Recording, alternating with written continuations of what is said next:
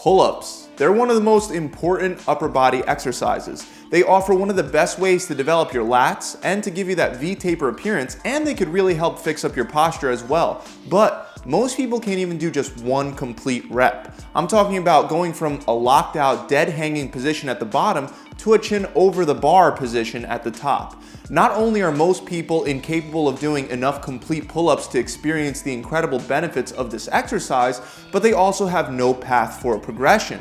What I mean is that they don't know how to effectively get stronger at doing pull-ups, so most people just write it off as something that they'll never be able to do. Well, I'm here to tell you that that's absolutely not true. In my gyms, I've coached hundreds of absolute beginners, and I've taught them how to progressively work their way up to doing 10 full pull-ups, even if they originally couldn't even do one. And I want to share these methods that are guaranteed to help improve your pull-ups. I want to share those with you today. So let's start first with progression.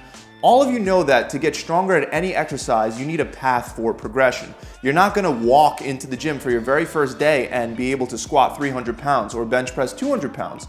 You're going to have to build up to that. You'll have to start bench pressing something like 100 pounds and then incrementally move up from there by 5 to 10 pounds at a time over the course of weeks and months until you're finally able to lift that 200 pounds on the bench. With pull-ups, if you weigh 200 pounds, every time you attempt to do one pull-up, you're starting with 200 pounds of weight pulling you down. The assisted pull-up machine is a good option to help take some of that weight off of you, but a lot of gyms don't have the assisted pull-up machine, and it's nowhere near as effective as resistance bands. Most people struggle the most during that beginning portion of the pull-up where the arms are totally locked out, and they don't struggle quite as much with getting their chin over the bar.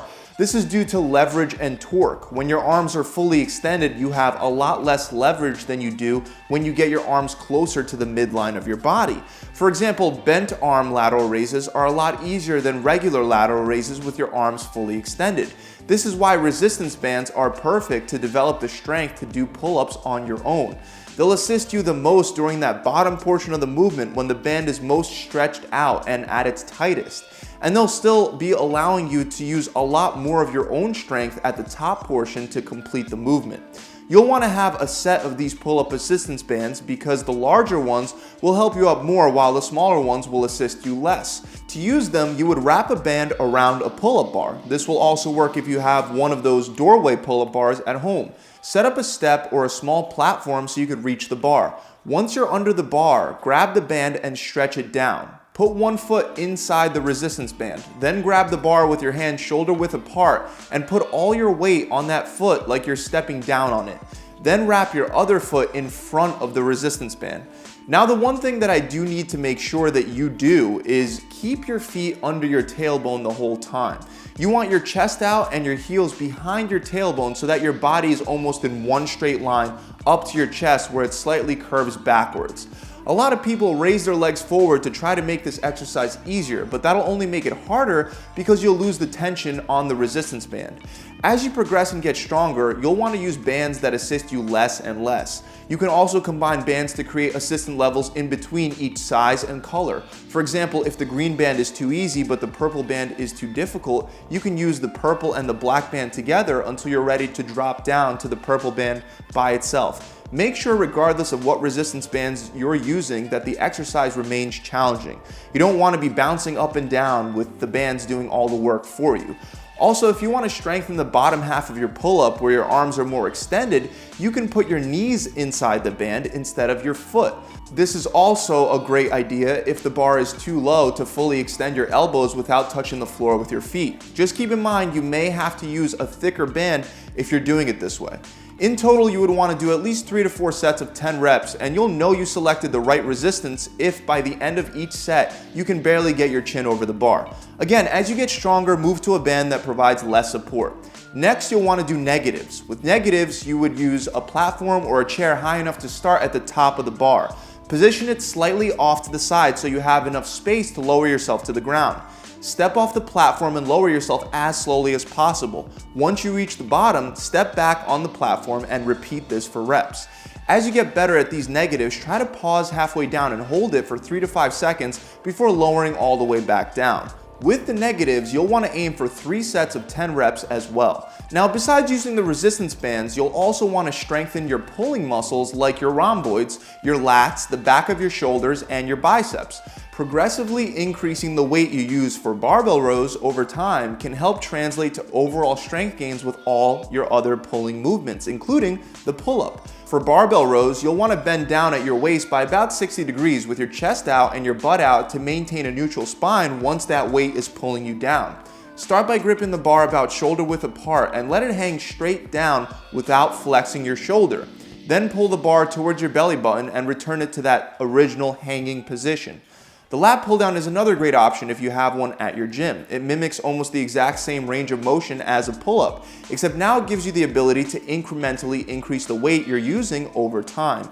Since we're trying to mimic that pull-up motion, your grip should be shoulder width apart just like in the pull-up. Stick your chest out and pull down, aiming for the upper part of your chest, and then return the bar to the original starting position with your elbows locked out.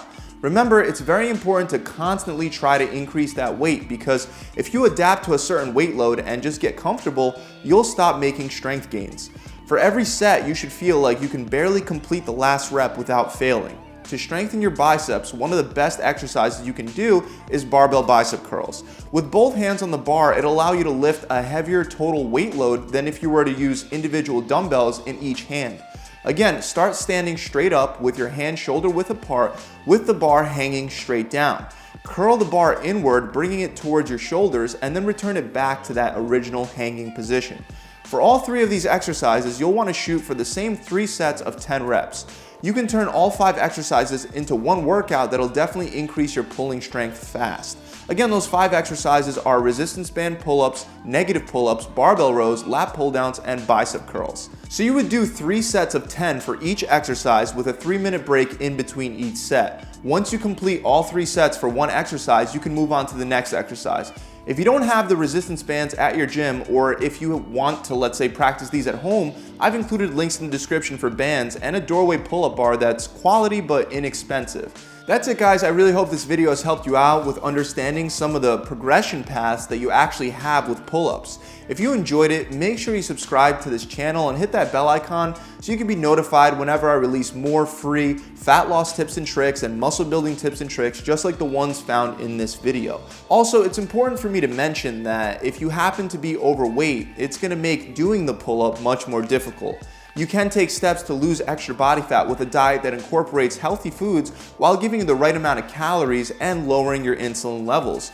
If you're serious about making a transformation and you want to take the next step and try a done-for-you approach that requires no trial and error on your part, try my 6-week challenge, which on average has my clients losing either 20 pounds or 5% of their body fat in only 6 weeks.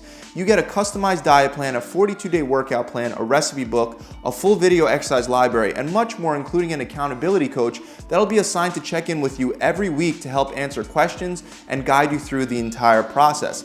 As long as you don't cheat and as long as you don't quit for 6 weeks, not only will you lose 20 pounds or 5% of your body fat, but you'll also get the challenge, the entire thing, for free. To find out more, you can click the link for the 6-week challenge in the description, or you could visit my website directly at gravitytransformation.com. By the way, we also have muscle building options and muscle building plans as well. Again, that website is gravitytransformation.com. I'll see you guys soon.